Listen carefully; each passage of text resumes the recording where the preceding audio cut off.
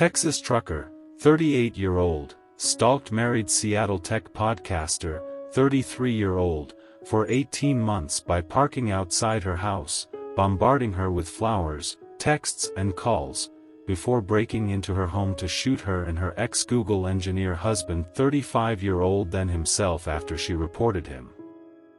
A Washington state podcast host and her husband were killed in a home invasion early Friday morning by a truck driver from Texas who had stalked the woman.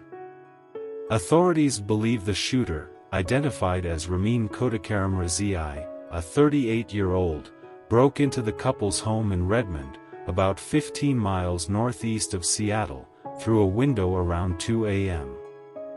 The woman's mother escaped the home and went to a neighbor's house to call 911.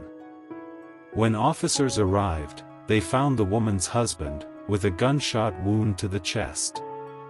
Police performed CPR on the man, but he died from his injury.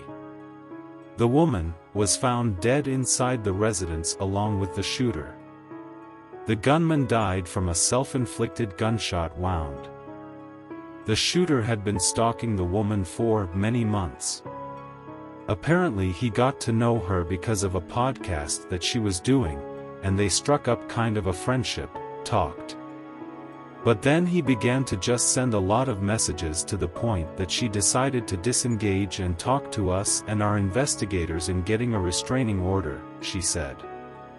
Police said in a news release Friday afternoon that detectives were familiar with the victim because of the ongoing stalking investigation. It's not clear when the woman filed the no-contact restraining order. Because the gunman lived in Texas, officers could not serve the man, because we weren't able to make contact with him.